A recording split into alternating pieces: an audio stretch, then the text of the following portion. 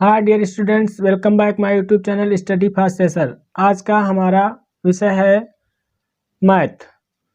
Uttar Pradesh police परीक्षा के लिए बहुत ही महत्वपूर्ण है और ये ऐसे प्रश्न हैं जो परीक्षा में पुलिस की परीक्षा में लगातार आते रहे हैं। पहला प्रश्न है, 13 से विभाजित होने वाली सबसे छोटी 3 अंकीय संख्या को 16 से विभाजित किया गया है, शेषफल ज्ञात करें।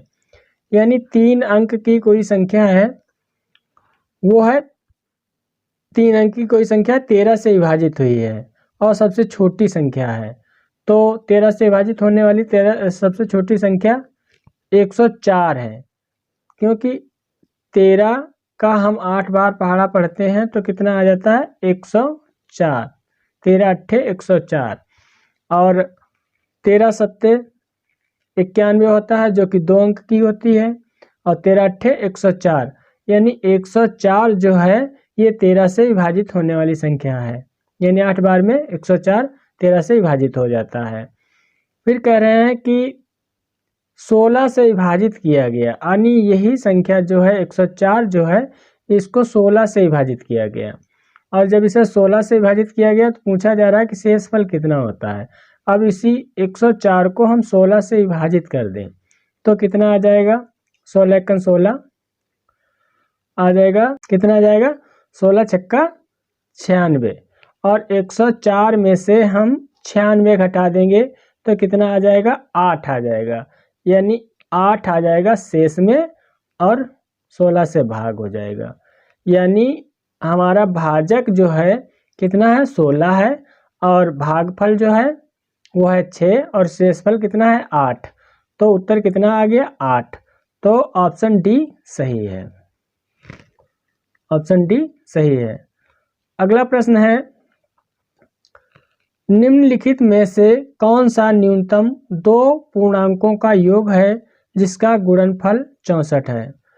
बताया जा रहा है, कह रहे हैं कि कोई एक न्यूनतम संख्याएं हैं और उनका हम गुणा करते हैं तो 64 आ जाता है, तो उनको हम जोड़ दें तो कितना आ जाएगा। तो ऐसी संख्या कौन सी है जिससे कि गुणनफल 64 है, यानी 2 संख्याओं का। तो 2 संख्याएं कौन सी हो सकती हैं, जैसे 8 अट्ठे 64, यानी 8 और 8 की अगर हम गुणा कर दें तो आ जाता है 64। कितना आ जाता है, 64 आ जाता है। फिर प्रश्न में कहा जा रहा है 2 पूर्णांकों का योग, यानी इन्हीं 2 संख्याओं का योग कितना होगा।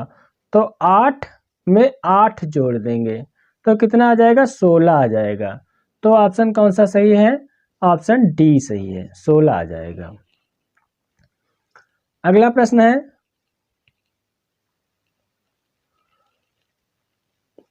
एक 5 अंकों की संख्या 2 4 7 x 8 44 से विभाजित होती है, कौन सा अंक x को प्रतिस्थापित कर सकता है। यानी जो विकल्प दिए गए हैं, ऑप्शन ए में a है, बी में 2 है, सी में 3 है, डी में 4 है, यानी इनमें से x के स्थान पर कौन सा अंक आ सकता है, ये पूछा गया है। जैसा कि हम जानते हैं कि यहाँ पर 44 से विभाजित होने की बात कर रहे हैं, तो 44 की संख्या से पहले तो हम 44 को विभाजित करके देख ले रहे हैं। 44 की संख्या से विभाजित होता है 44, 11 चक्कू 44, यानी 4 और 11 चक 44, यानी 4 से विभाजित हो रहा है और 11 से। तो ये संख्या जो दी गई है 2 4 7 x 8, ये क्या है, 11 से विभाजित होगी और 4 से भी विभाजित होगी। तो हम 11 से विभाजित होने का ढंग जानते हैं, क्या होता है, पहले ये अंत वाली संख्या और इसके बाद वाली संख्या इसको जोड़ देते हैं, फिर इसके बाद इस संख्या को जोड़ देते हैं। तो इन संख्याओं को जोड़ते हैं, जैसे कि कितना हुआ 8, फिर कितना है 7, फिर कितना है 2, और फिर इन्हीं संख्या में से हम जो ये संख्या बच जाती हैं, ये यहाँ x बची, x है, और यहाँ कितना है 4, तो इनको हम घटा देते हैं, बीच वाली संख्या को हम घटा देते हैं। तो 4 और x ये इधर जुड़ जाएंगे और ये इधर जुड़ जाएंगे। तो 7, 8 और 7 और 2 इनको जोड़ लेते हैं। 8 7 15 और 15 2 कितना हो गया? 17 हो गया। और ये -4 है, -4 है। और इधर ये क्या है? x है। और फिर ये किसके बराबर में? तो 11 से कट जाती है, 11 से कटने का बताया गया, 11 से कट जाएगी। तो 17 में से 4 गया, बचा कितना हमारा? 13 बचा। और 13 में से हम x घटाएंगे और हमारी विभाजित किससे होने वाली है? 11 से। तो 13 माइनस x बराबर 11। तो अगर हम x निकालते हैं तो आ जाएगा -x बराबर में कितना है? 11। और ये 13 इधर आएगा तो माइनस का 13 हो जाएगा। तो -x और 13 माइनस 13 है इधर, तो 13 में से 11 जाएगा तो आ जाएगा माइनस का 2। और माइनस माइनस कट जाएगा तो x बराबर कितना आ गया? 2 आ गया। तो हमारा ऑप्शन कौन सा सही है? ऑप्शन बी सही है। ऑप्शन बी सही है, यानी 2 आ जाएगा। फिर अगला प्रश्न है, 3 अंकों की एक संख्या a b c है जिसमें a 1वें स्थान पर, b 10वां स्थान तथा c इकाई के स्थान पर है। इस संख्या को a b c के रूप में पुनः लिखा गया तथा 7, 11 और 13 लासा से विभाजित किया गया। परिणाम क्या होगा? जैसा कि इस संख्या में दे रहे हैं कि 7, 11 और 13 लासा है। 7, 11 और 13 इन तीनों की हम गुणा कर लेते हैं। तो 11 सते 77 और 77 की 13 से गुणा करेंगे तो 23 सते 91, यहाँ से लगा 9 और 23 सते 91 और 9 यानी 100। कितना हो गया? 1001 हो गया। विभाजित करना है ए बी सी को, तो हम लिखे ले रहे हैं ए बी सी किससे विभाजित कर रहे हैं? 1001 से, 1001 से विभाजित कर रहे हैं। तो इसके बराबर में कितना आ जाएगा? यानी ए बी सी कितना हो जाएगा? जैसे a 100वें स्थान पर है, a का स्थान कितना है? 100। b का स्थान 10वां है यानी दहाई का अंक, और c का स्थान इकाई का अंक। तो ये हो गया c, लास्ट वाला 0 c, बीच वाला 0 हो जाएगा b, और फर्स्ट वाला 1 जो है ये हो जाएगा a, यानी इकाई, दहाई, सैकड़ा। तो कितने हो गए? 100 अंक हैं। ए बी सी तीनों हैं, तो गुणे ए बी सी विभाजित कितने से किया जा रहा है? 1001 से। अब जैसा कि हम जान रहे हैं कि ए बी सी 100 के बराबर है, इधर ए बी सी है 1001। अब इनको हम इस वाली संख्या को इस वाली संख्या से गुणा करे ले रहे हैं, तो क्या हो जाएगा? ए बी सी गुणे आ जाएगा हमारा, इसकी गुणा हो रही तो 1001 बराबर में कितना आ जाएगा? इस वाली संख्या को इस वाली संख्या से गुणा करेंगे तो कितना हो जाएगा? 100 गुणे ए बी सी गुणे 1001। अब ये बराबर में है तो ये वाली संख्या इस वाली संख्या को काट देगी, तो 1001 ये है और 1001 ये कट गए, और ये आ गया ए बी सी कट गया, ए बी सी कट गया। तो हमारा कितना बचा? 100 बराबर ए बी सी, यानी ए बी सी बराबर 100 या 100 बराबर ए बी सी। तो कितना उत्तर आया? ए बी सी उत्तर आया। तो ऑप्शन ए सही है, ए बी सी उत्तर आया है। यानी ए 100वें स्थान पर है, बी 10वें स्थान पर और सी इकाई के स्थान पर है। तो क्या हो गया? 100 हो गया। और इसी के बराबर कौन सी संख्या है, ए बी सी है। 100 बराबर ए बी सी, यानी ए बी सी बराबर 100, तो आंसर क्या आएगा, ए बी सी आ गया। अगला प्रश्न है,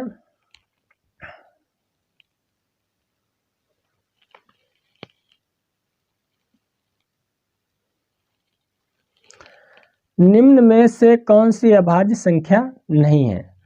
अब इसमें निकालना है कौन सी अभाज्य संख्या नहीं, मतलब भाज्य संख्या है जो कटने वाली हो। तो ऑप्शन ए में दिया गया 1001, ये 1001 जो संख्या दी गई है ये 7 से विभाज्य हो जाती है। इसको हम 7 से विभाज्य करें तो क्या हो जाएगा, 7 एकन 7, बचे कितने, 3 हो गए 30, 7 चौक 28, बचे कितने 2 और 7 21। तो ये ऑप्शन ए सही है, 1001 7 से विभाज्य है, यानी यह संख्या भाज्य है। पूछा जा रहा है अभाज्य संख्या नहीं है, यानी भाज्य संख्या है। भाज्य संख्या कौन सी है, 1001। अगला प्रश्न है, निम्न में से कौन सा विकल्प भाज्य नहीं है, यानी भाज्य नहीं है, मतलब अभाज्य पूछा जा रहा है। तो पहला दिया गया 133, तो ये भी 7 से कट रहा है, 7 एकन 7, 13 में से 7 गया, 6 बचा, 7 नियम 63, तो ये तो कट रहा है, ये तो भाज्य है। फिर उसके बाद में दिया गया है 533, ये कट रहा है 13 से, 13 चक्कू 52, बचा 1, हो गया 13, 13 एकन 13, यानी ये भी कट जा रहा है। फिर है 433, ये संख्या अभाज्य है, ये नहीं कट रही है, तो ये भाज्य नहीं है, ये संख्या ऑप्शन बी सही है।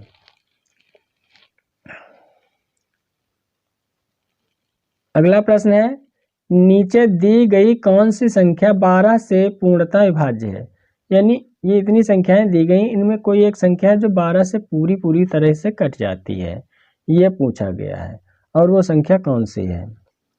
तो जैसे कि इसमें दिया गया 12, तो पहले हम 12 को विभाजित करते हैं, किस संख्या से 12 कट जाता है, 3 चक्कू 12, यानी 3 से भी कट रहा है और 4 से, यानी इनमें से जो भी संख्या है वो 3 से भी कटेगी और 4 से भी कटेगी। तो जैसा कि हम जानते हैं कि जो ये संख्याएं दी गई हैं, इन संख्याओं का अगर योग करें और 3 से हम उसे भाग दे दें, पूरा कट जाए, तो वो संख्या 3 से विभाजित हो जाती है, तो 4 से विभाजित हो जाएगी। तो अब इसमें पहली वाली संख्या है 1 और 4, इनको हम जोड़ लेते हैं, 1 और 4 5 हो गया, 5 और 7 12 हो गया, 12 और 4 16 हो गया, 16 और 4 20 हो गया। कितना हो गया, इनको जोड़कर 20 हो गया। और 20 जो है 3 से विभाजित नहीं होता है, तिछाक 18 3 से 23, यानी 20 नहीं आता है, तो यह विभाज्य नहीं है। दूसरी संख्या, इसको भी हम जोड़ ले रहे हैं, 4 और 3 7, 7 और 9 16, 16 और 7, 16 और 7 हो गया 23, 23 और 6 हो गया 29, तो इसके बराबर में आ गया 29, 29 भी 3 से विभाजित नहीं होती है। अब अगली संख्या है, इसको जोड़ते हैं, 2 और 8 हो गया 10, 10 8 18, 18 और 5 हो गया 23, 23 और 6 ये भी 29 हो रहा है, यानी ये भी विभाजित नहीं हो रही है। तो इसको हम जोड़ ले रहे हैं, 5 और 7, 7 5 12 हो गया, 12 और 2 14, 14 और 4 2, 14 और 2 16, 16 और 8 कितना हुआ 24, 24 संख्या जो है 3 से विभाजित हो जाती है, 3 8 24, तो ऑप्शन डी सही है। ये संख्या 3 से विभाजित हो जाएगी, 4 से विभाजित हो जाएगी, मतलब ये संख्या 12 से विभाजित हो जाएगी। अगला प्रश्न है, 80 और 90 के बीच अभाज्य संख्या कौन कौन सी हैं, ये निकालना है। तो 80 और 90 के बीच में संख्या क्या है, 81 है, 81, 83, 87 और 89। 81 जो है 9 में 81, तो ये तो विभाजित हो जाती है, ये अभाज्य नहीं है।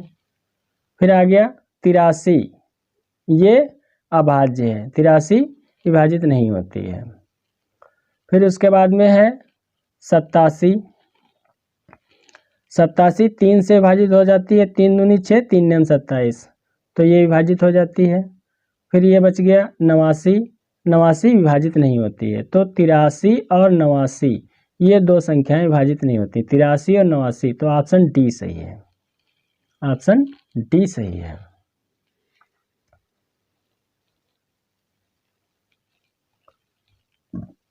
अगला प्रश्न है, दो संख्याओं का योग 28 है, उनका अंतर 12 है, संख्याओं का गुणनफल होगा। संख्या कितनी है? 2, और उनका योग 28 है और अंतर 12 है, तो हम इसे अंतर और योग दोनों को हम पहले एक बार जोड़ते हैं और फिर एक बार घटा देते हैं। 28 + 12 संख्याएं कितनी है? 2। फिर दूसरी बार हम क्या करते हैं, 28 में से हम 12 घटा देते हैं, संख्याएं कितनी है? 2। अब 28 और 12 को जोड़ लेते हैं, तो कितना हो जाएगा? 2 और 8 10, 1 और 2 3 1 4, 40 हो जाएगा, 40/2। और इधर कितना हो जाएगा? घटा देंगे इसमें, 8 में से 2 गया, 6 बचा, 2 में से 1 गया, 1/2, और इनको हल कर लेते हैं। 2 1 2, 2 दूनी 4, 2 1 2, 2 8 16। अब प्रश्न में पूछा जा रहा है संख्याओं का गुणनफल होगा। इधर संख्या मिली हमको 20 और इधर मिली 8, मतलब इनकी हम अगर गुणा कर दें तो 20 8 की गुणा हो जाएगी, तो कितना हो जाएगा? 160 आ जाएगा। 20 × 8, इसकी 20 और 8 की गुणा हो जाती है, तो कितना हो जाता है? 160। तो ऑप्शन सी सही है, 160 उत्तर आएगा।